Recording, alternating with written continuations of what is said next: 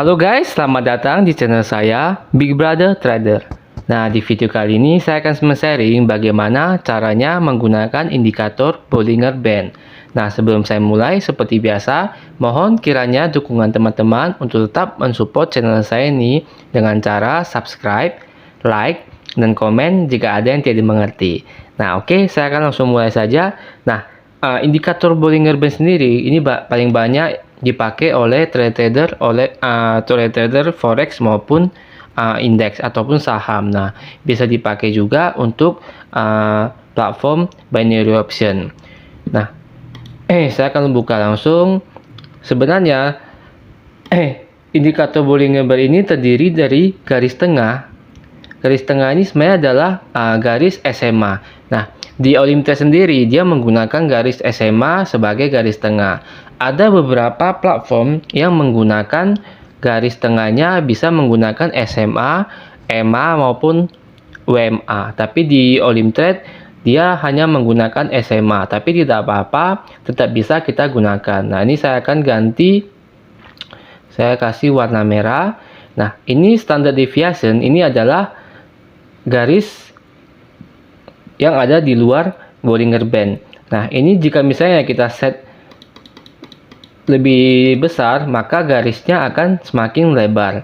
Nah, untuk yang standar itu adalah menggunakan 2. Jadi, saya akan menggunakan yang standar saja. Nah, oke. Saya akan jelaskan sedikit fungsi tentang Bollinger Band. Jadi, garis tengah ini tergantung bagaimana cara kita menggunakannya. Nah, di sini ada SMA 20. Jadi kita bisa set jika misalnya kita menggunakan SMA 40, 20, 60 ataupun 100 tergantung kita.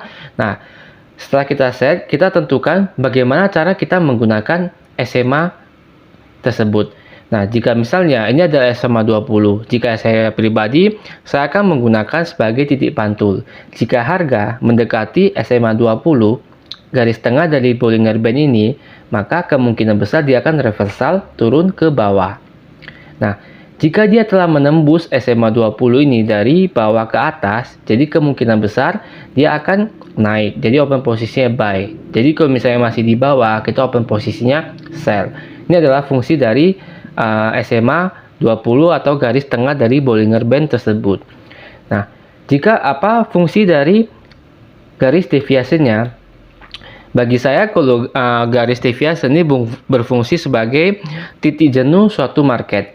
Jadi misalnya harga telah melewati garis deviation ini yang paling atas, maka kemungkinan besar dia sudah mencapai titik jenuh dan dia akan reversal ke bawah. Begitu juga dengan sebaliknya, jika misalnya dia sudah menyentuh atau melewati garis deviation dari bawah, kemungkinan besar dia sudah akan reversal. Nah, untuk yang akuratnya, yang kita lihat ini bukan di sumbunya guys ya. Ini sumbu. Nah, yang melewati itu adalah maksudnya beserta bodinya. Jadi penutupannya di sini, penutupannya itu telah melewati garis deviation. Jadi kita sudah boleh open posisi buy 2-3 menit untuk naik ke atas. Nah, tapi perlu hati-hati. Nah, di sini ada beberapa, nah seperti ini ya, ada beberapa yang sampai 3 candle baru dia naik, baru naik sekali dia turun lagi. Nah, ini baru naik lagi. Jadi usahakan open posisi agak long time seperti 2-3 menit. Jadi pada saat ini kita hanya membutuhkan kompensasi 2-3 kali saja. Nah, jika misalnya kita hanya menggunakan 2 menit atau 1 menit, kita membutuhkan kompensasi yang lebih banyak. Nah, di sini bisa kita akali dengan kita bantu menambahkan osilator untuk memastikan titik jenuhnya. Jadi di sini saya bisa memakai Stochastic RSI yang standar dan MACD. Nah, di sini konfirmasi bahwa harga sudah melewati garis 0,2 atau 20 dari RSI ini, jadi kemungkinan besar dia sudah akan reversal. Nah, di sini dia juga sudah melewati garis deviation, jadi kemungkinan besar dia sudah akan reversal. Nah, ini adalah cara kerja dari Bollinger Band-nya. Kita coba open posisi. Nah, ini belum keluar, jadi saya akan kita akan open posisi. Saya cari market dulu.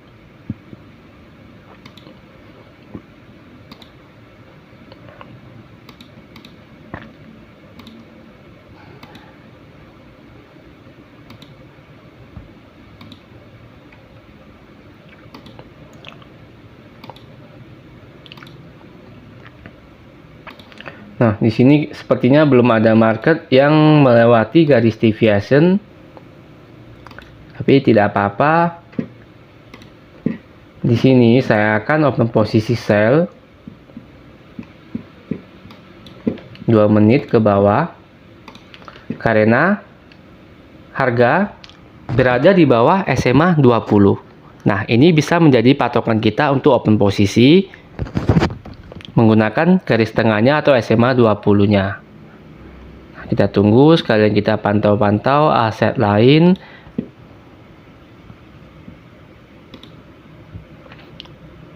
Nah, ini market pagi, jadi pergerakan masih belum gitu agresif.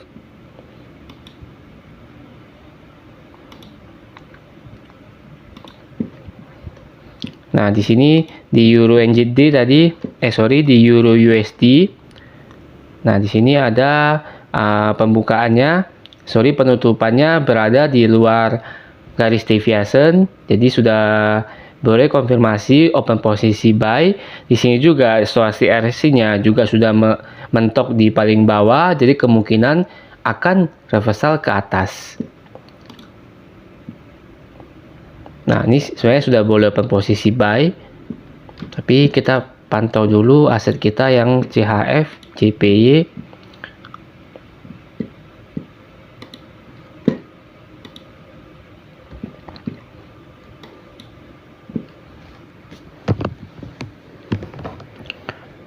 Ini harga yang berjalan dengan harga penutupan agak berdekatan, agak berisiko. Nah, ini sudah mulai jauh ya guys.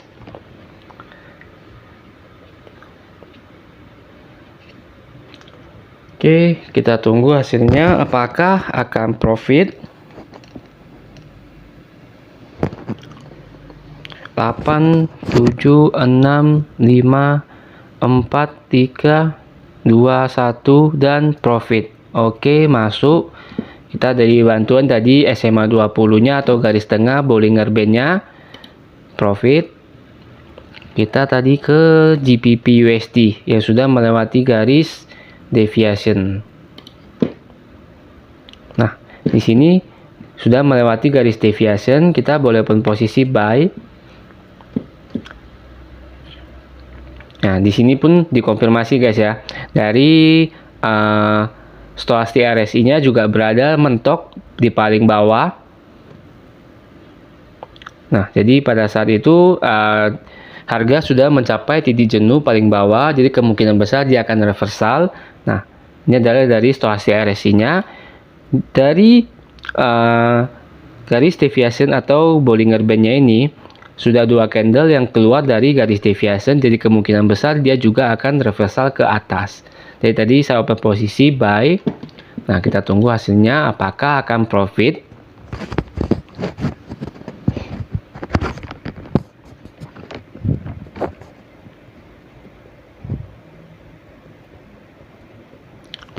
Sekalian kita pantau-pantau aset lain apakah ada momen lagi.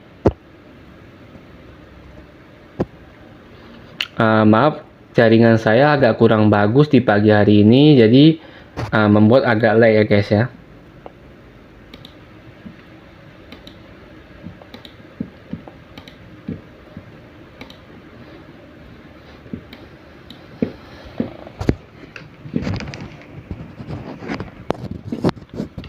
Sepertinya perlu di refresh.